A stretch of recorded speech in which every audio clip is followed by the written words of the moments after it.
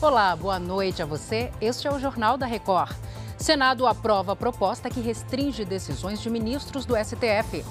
Libertação de reféns pelo Hamas deve acontecer a partir desta sexta-feira. O Jornal da Record já está no ar.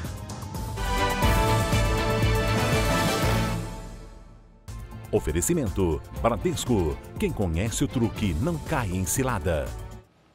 Deputados estaduais de São Paulo aprovaram nesta quarta-feira um relatório favorável à privatização da Sabesp, a Companhia de Saneamento Básico do Estado. Quem tem os detalhes é a Adriana Oliveira. Adriana, boa noite. Boa noite, Salsi. O relatório feito pelo deputado Barros Munhoz, do PSDB, recebeu aprovação de 27 votos. 8 foram contrários. O texto aprovado tem poucas mudanças em relação ao apresentado pelo governador Tarcísio de Freitas. Ele traz emendas que procuram garantir a redução da tarifa cobrada pela Sabesp por meio de um fundo especial a ser criado pelo Estado. Uma outra parte garante 18 meses de estabilidade aos funcionários da empresa. Com esse avanço, na próxima terça-feira, a proposta já deve ir ao plenário da Assembleia Legislativa. A proposta é uma promessa de campanha do governador Tarcísio de Freitas, mas também foi motivo de greve por parte dos funcionários no mês passado. Salsi. Obrigada, Adriana. Em uma rede social, o governador Tarcísio de Freitas comemorou a aprovação do projeto pela Assembleia Legislativa do Estado. O Senado aprovou agora à noite a proposta de emenda à Constituição que limita os poderes individuais de ministros do Supremo Tribunal Federal. E a Ariane Bittencourt tem as informações para a gente direto de Brasília. Ariane, boa noite para você. E agora, qual é o próximo passo? Boa noite, Salsi. Agora o texto segue para a Câmara dos Deputados, que não tem prazo para analisar o projeto. No Senado, a proposta passou com um placar de 52 votos favoráveis e 18 contrários nos 2 turnos de votação.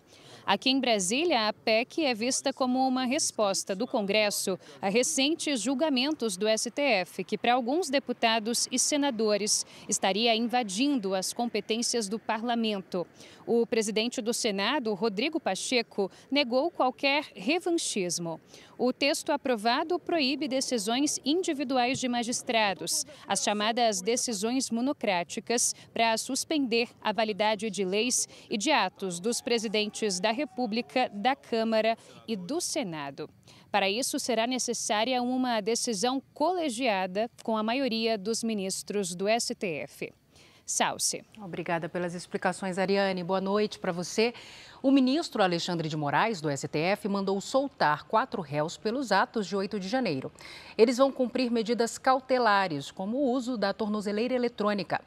A decisão ocorre após outro réu, preso preventivamente, morrer na penitenciária de Brasília, na última segunda-feira. O governo israelense afirmou nesta quarta-feira que os reféns sequestrados pelos terroristas do Hamas serão libertados a partir de sexta-feira. Autoridades dizem que houve um atraso porque o Hamas ainda não assinou o acordo nem divulgou a lista dos primeiros a deixar a faixa de Gaza. A devolução dos reféns deve acontecer em grupos de 10 a 13 pessoas. Em contrapartida, 150 prisioneiros palestinos serão soltos e haverá uma pausa nos combates. Segundo a imprensa israelense, a libertação dos reféns vai seguir uma sequência de ações. Primeiro, o governo vai receber uma lista com o nome de todos que serão soltos. As famílias só vão ser avisadas quando os reféns saírem da faixa de Gaza. Quem não tem parentes entre os libertados pode receber detalhes sobre o estado de saúde dos que permanecerem com o Hamas. 6 hospitais de Israel foram escolhidos para receber os reféns libertados. São locais com grandes centros de tratamento de traumas físicos para cuidar dos que chegarem com ferimentos graves. Também há centros médicos especializados em crianças e um desses locais conta com estrutura para atender vítimas de violência sexual. Os pacientes vão ficar em alas reservadas. Um grande esquema de segurança foi planejado para que somente familiares tenham acesso ao local. 50 reféns serão libertados em 4 dias. Em contrapartida, 150 prisioneiros palestinos vão ser soltos por Israel. Os sequestrados que não saírem de Gaza neste primeiro momento vão ser visitados por médicos da Cruz Vermelha e, se necessário, receber tratamento e remédios. Nesses 4 dias, haverá um cessar-fogo dos dois lados. Israel também vai interromper parcialmente as atividades aéreas sobre a faixa de Gaza, como o monitoramento por drone. Além disso, civis palestinos poderão circular entre o sul e o norte do território.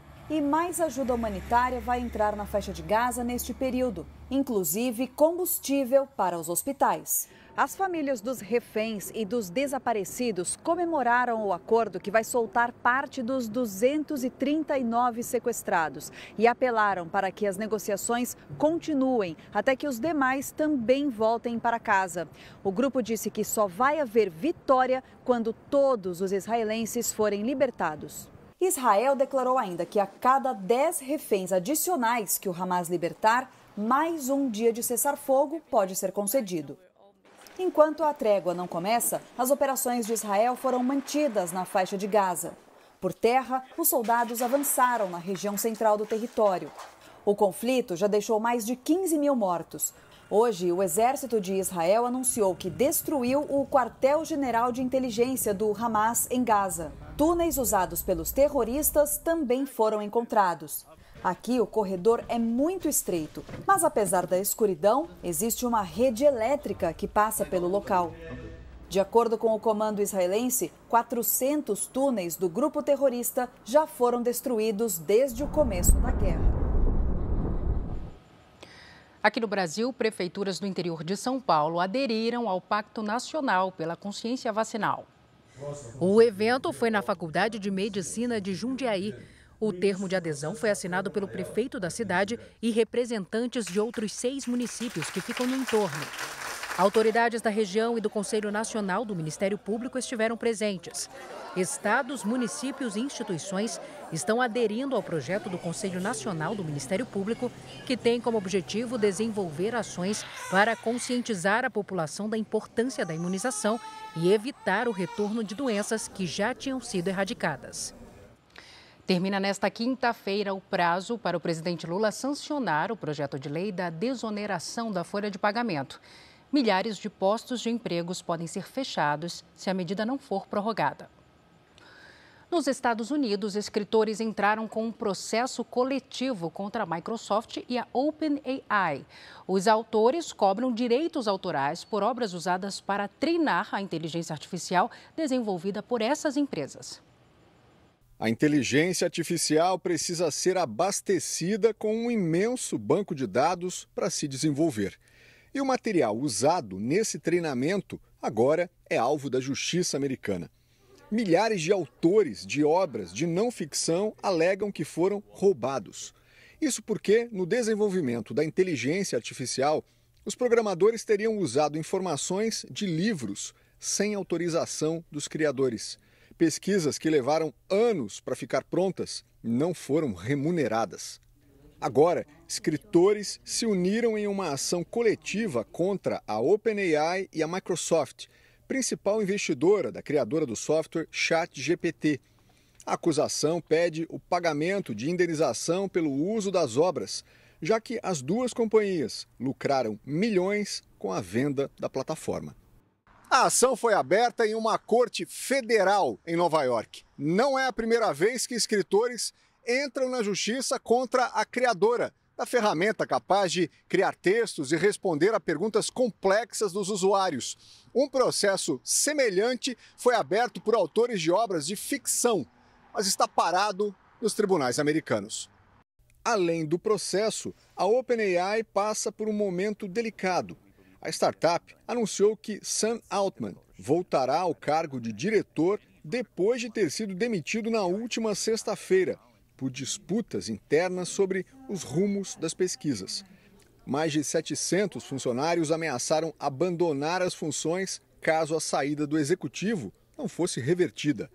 A Microsoft ainda não se pronunciou sobre a nova ação. Já a OpenAI negou as acusações. E a inteligência artificial, o que pensa disso? Perguntamos o que o ChatGPT acha do processo e a resposta foi evasiva. Desde minha última atualização de conhecimento em janeiro de 2022, não estou ciente de nenhum processo específico contra a OpenAI por parte de escritores em relação a questões de direitos autorais. Agora o futebol. Em jogos adiados pelo Campeonato Brasileiro, Vasco e Cruzeiro empataram. E no encontro dos tricolores, o Fluminense venceu o São Paulo. Os argentinos estão se dando bem mesmo no Maracanã. Cano chutou e contou com desvio na zaga para fazer o único gol da partida. Fluminense 1, São Paulo 0. Punido pela invasão de torcedores no jogo contra o Coritiba, o Cruzeiro enfrentou o Vasco em partida sem público. O time carioca saiu na frente com esse golaço do uruguaio Puma Rodrigues. O Cruzeiro foi buscar a virada, primeiro com Arthur Gomes chutando de fora da área. E Bruno Rodrigues cobrando pênalti. Gabriel Peck deixou tudo igual novamente e ficou nisso. Este foi o Jornal da Record. Ouça essa e as outras edições dos boletins JR 24 horas, agora também nas plataformas de áudio. Você fica agora com o Fala que eu te escuto. Record 70 anos tem a sua cara. Boa noite, cuide-se, tchau.